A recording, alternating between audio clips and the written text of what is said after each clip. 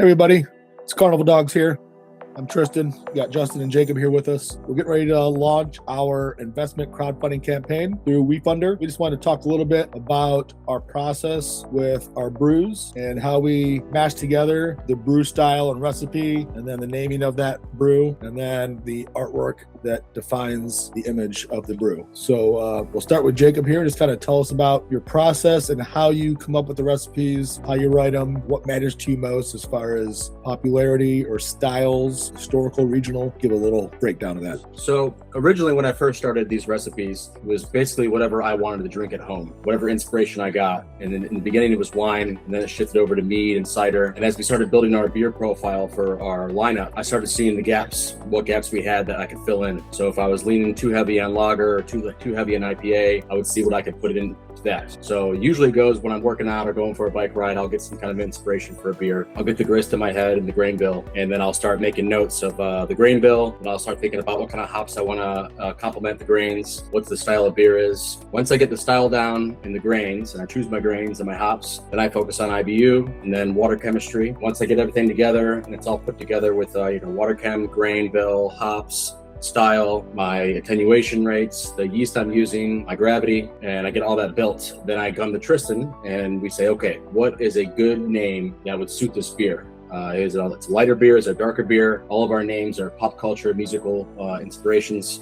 So we come up with the name to accent that beer or brew that I make. You haven't brewed it yet, right? Correct. Written the recipe. Yeah. We created a pretty detailed brew log that goes through the percentages of all the grain we're using, the water chemistry, the yeast, fermentation schedule. Some of these beers I made before, but before we make the name for a beer, we haven't made that beer before. Not always. Most of the time, that's true.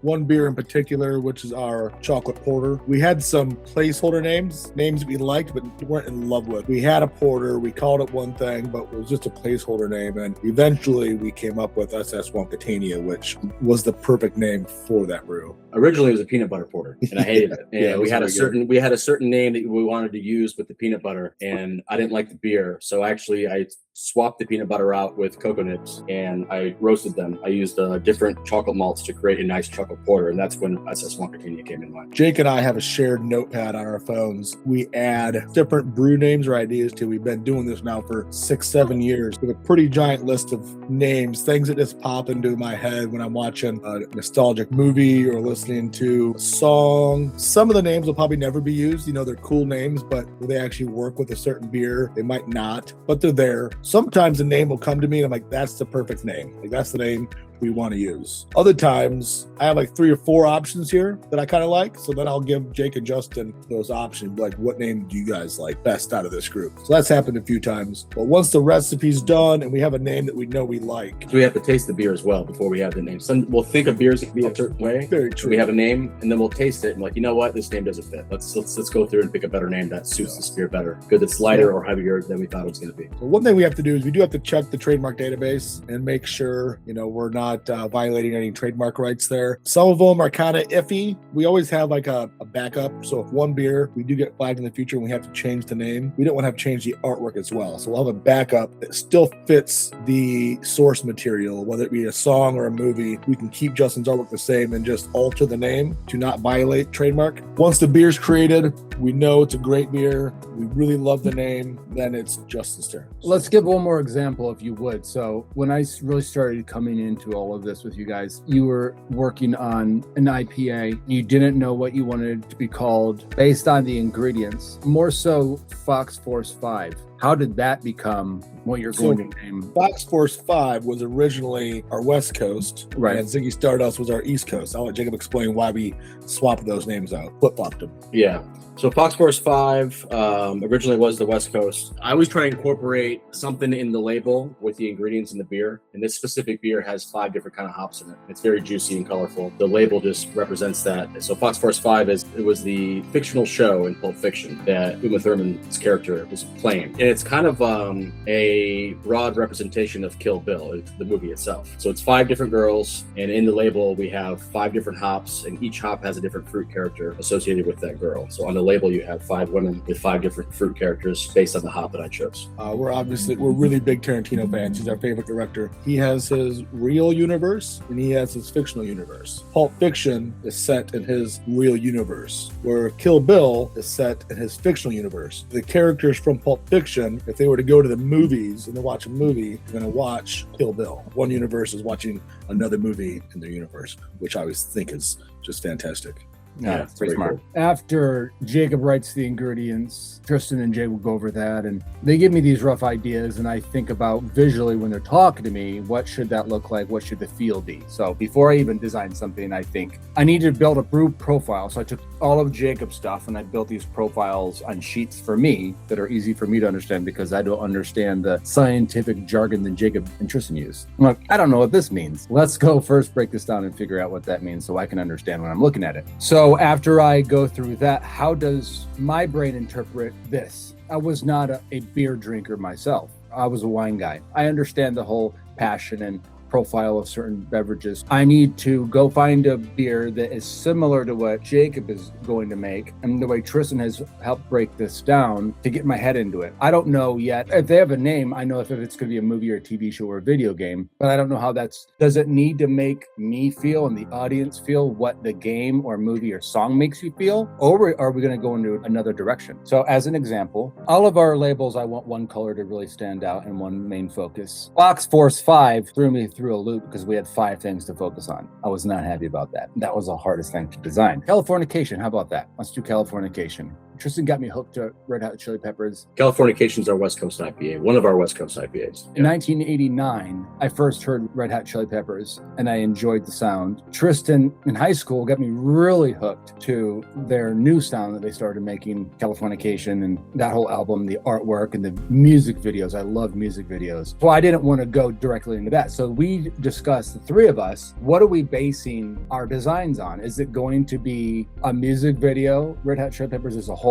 Or is it going to be based on the message delivered by the majority of their music? And what is the message they're delivering? Is that going to look good visually? Does that make sense with the brew profile and all of the ingredients? This particular label, I wanted to go with Jacob and Tristan and their different personalities, because a lot of the Red Hot Chili Peppers songs has to do with a theme and personalities and how people get changed in their world, how they succeed and how they view the world internally and externally. I went with them as one person with 2 heads thinking together. It was such a collaboration. Another thing I love about that label, Justin, is you also incorporated pop culture and music into that. Not only do you have Red Hot Chili Peppers, but you also have the show Californication, Pink Moody, and you kind of blended the 2 things together. A lot of our brews are pop culture or music. This one's pretty cool because it has both. Yeah, and then you have a TV show, so I thought, how do we give nods to the show and how great the writing was? I think about the writers as cinematographers and things like that. So my first thing was finding what they're going to wear, put the 2 heads together. I thought cinematically happy, sad,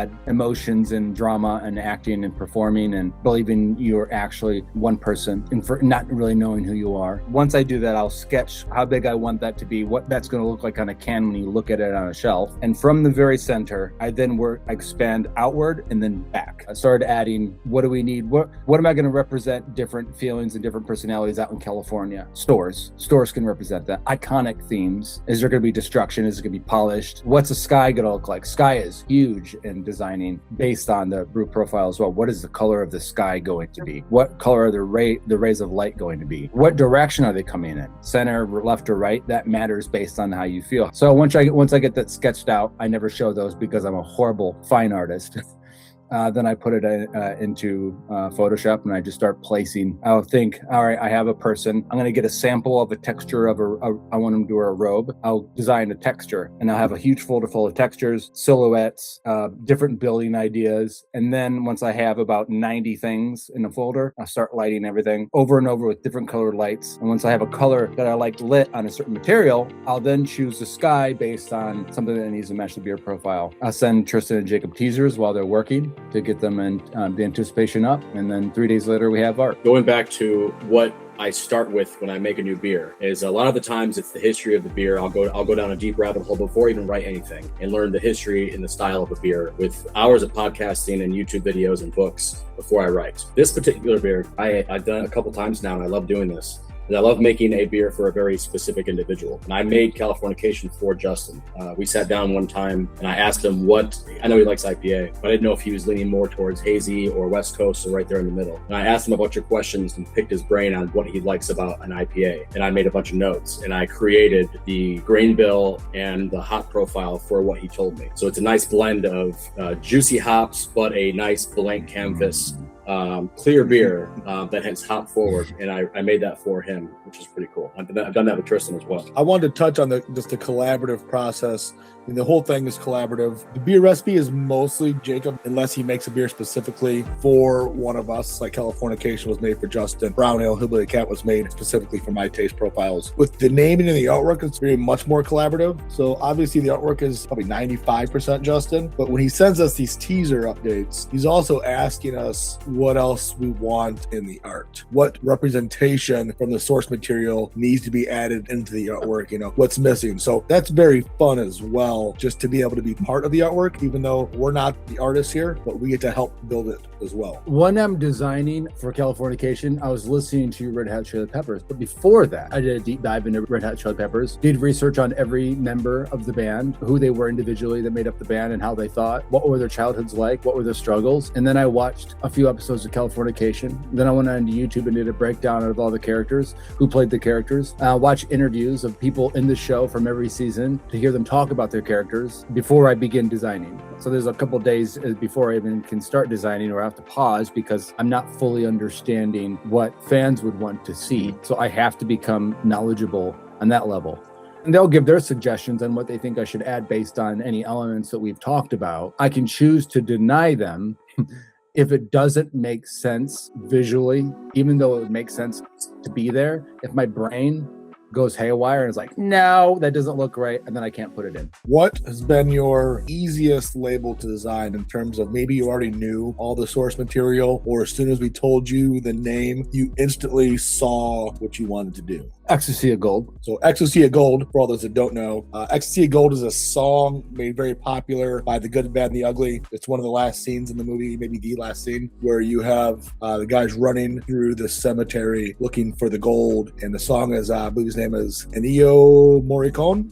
Great, phenomenal song. Metallica opens every concert I believe they've ever played. Maybe not in the early days, but as far as I know, they've opened every concert with Ecstasy of Gold. It's such a beautiful way for them to open their shows, and then just it goes from this beautiful song, it just kind of, the energy kind of rises and rises, and then it just, you burst into Metallica's show, which is, I've seen them 3 times, and it's the best show I've ever seen, all 3 times. Jacob started a discussion about the name of that, and of course it was one of my favorite songs in high school. I loved Ecstasy of Gold from Metallica. I loved it so much, that was my intro when I was a wrestler before I came out on the mat. I don't know if you guys did that. Mine was Drowning Pool, Let the Bodies Hit the Floor.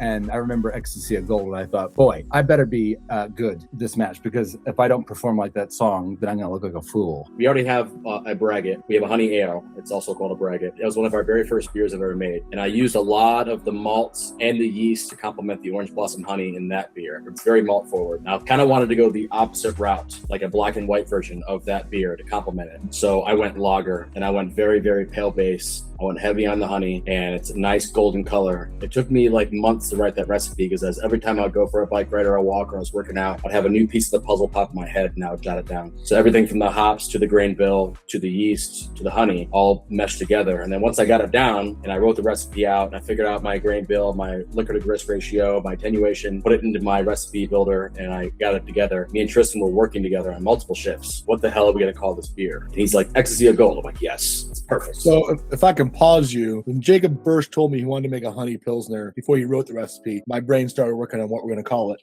once my brain starts thinking, it just happens in the background of my mind kind of constantly. And my initial thought to name it was Miss Honey, which is the teacher from Matilda, the very sweet teacher that ends up adopting Matilda in the end. And because it's a honey Pilsner, I thought Miss Honey, the label could be nice and light and bright. I really liked the name Miss Honey, but Jacob and Justin didn't love the name. My brain kept working and thinking. Yeah, it was at work, just Ecstasy of Gold popped in my mind. And I'm like, what do you think about Ecstasy of Gold? And Jacob goes, done.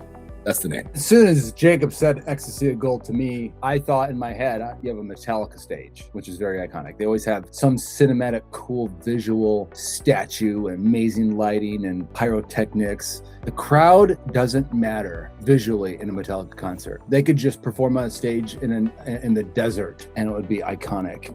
They did that during COVID. Oh, okay. I didn't know that. See that? There you go. And their stages are amazing. The way they play and talk to each other, just their gestures. I chose iconic things about Metallica, and I thought about the good, the bad, the ugly. I knew I wanted a stage, but the center focus in the center of the can would not be on the stage. You would be witnessing the stage. The camera angle, the viewpoint would be from the rear of the lead of the band. And I love that you introduced lore in all of your labels, Joseph. Yeah, well, we won't get into the lore yet because that's going to be a whole thing. There's lore based on all the characters, and just like Tarantino, all our universes will be connected. And I haven't shared anything with Tristan and Jacob about any of the lore, nor have I saved it to our drive. It's all in my drive because I will introduce it to them one day. I have 1,000 pages of lore written so far. And the days I don't think I'm doing anything, I'm writing lore. It's all about art. And I just told them for the first time. Anyhow, so I thought tombstones, center focus, guy with the guitar with an iconic stance. How do you do that?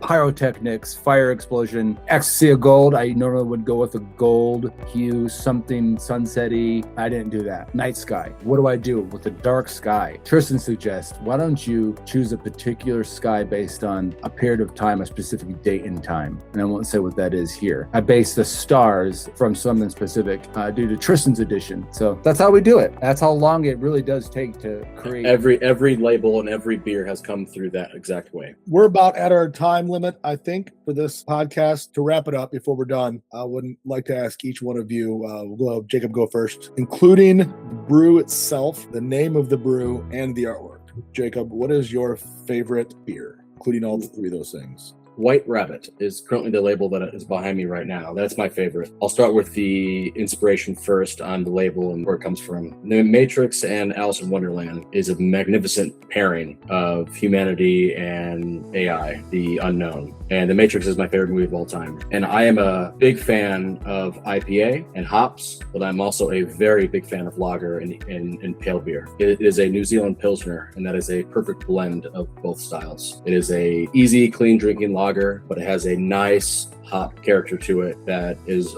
almost in the realm of an IPA. And it's a nice blend of two worlds, just like Alice in Wonderland and The Matrix. Justin. Label artwork, I would say Pale Moonlight. Now, what's your favorite, including the label, the name, and the beer? What's your beer? I'm gonna say Pale Moonlight. It was my favorite visual and the style of beer. I like pale ales, but overall, due to the flavor, I liked it so much. Sergeant Hugo Stiglitz was so amazing that, and I also love the noir label design. Pale Moonlight was my favorite until I tried Sergeant Hugo Stiglitz. Now that's taken the crown. That was the last one. And you weren't even a big Hef fan, really. I'm not a Hefeweizen fan. I don't dislike them, and I've been to Oktoberfest in Germany, and I loved those beers for the environment. I just expected some banana, and I got hit with that clove. Perfect balance, a little more clove than banana, and the head, the foaminess, the creaminess, while still being crisp. It made me appreciate the label that I've done more because it tasted so good. And that was the last one I've tried, and so that one takes the cake. Okay. I have to choose Hillbilly Cat, which is our brown ale. It's not my favorite label altogether. I love the label. My favorite is White Rabbit, followed by Cashmere sitting behind me. I'm going to choose Hillbilly Cat. It is my favorite beer that I've ever had in my life. It's named after Elvis, the Hillbilly Cat. Elvis was my very first musical love as a kid. I remember my dad picked me up from kindergarten and Elvis was playing in the car, and I just fell in love with Elvis immediately. Be my favorite beer, and Elvis is one of my top musical artists of all time. And the label itself is just a nice tribute to Elvis. canvas. It's got that sepia tone, which I'm a big fan of sepia. That is my choice, Hillbilly Cat. I wish brown ales were more popular. It's such a great style of beer. So hopefully we can change that when we open. I would say the biggest thing, and I'm glad that Jacob's designing the beers because he's such a lover of brews. I have to design some things that I just, in my head, it's hard to get into. And the whole design of it is not my favorite thing. I like dark stuff. So I'm like, oh, I have to do it like a real world. A happy one. Asheville. I got to put my head in the game and do it. I don't even think I've tried that one. That'll be a It's fun so day, good. Justin, when you can come to the brewery and we'll give you flights of everything. Yeah, Machete was really good. I know we're really running long on this. When you first pour it and you get that smell and you spin the bottle and you keep adding, you get all that flavor in there, and then you taste it. And sometimes it tastes like the way it smells. Sometimes it's completely different. And then you wait a couple of seconds, 10 seconds goes by, and you suddenly get hit by more layers. And you take that second sip and it's completely different. 10 minutes later, the temperature has changed and now it can get sweeter. Like it's just amazing. It's a big part of my brewing process is making sure that all of our beers are different enough from each other. I don't like when I go to a brewery and they have 15 taps and they all kind of taste the same. So when I'm writing these new recipes, I'm always thinking about what we already have on tap. Like when I wrote Ecstasy of Gold, I was thinking about Sunshine Superman because I know that's 2 brackets we have. So I specifically made them very different. I did the same thing with our IPAs and anything dark. Really anything I have, I always think about what we already have and how can it be different. Very cool. Well, this has been fun to talk about. I hope everybody out there finds it interesting, and just keep an eye for us out on Wefunder. If you're on our email list, please continue to follow along. If you follow us on social, thank you for the support. We're coming soon to Wefunder, and this brewery's coming soon to Sarasota County. We're excited. I hope you all are. And we will be talking to you all soon. If you see this on social media, we will be sharing all the videos that we film along this process for the next couple of months. Please, you can like and comment. Cheers. Take care.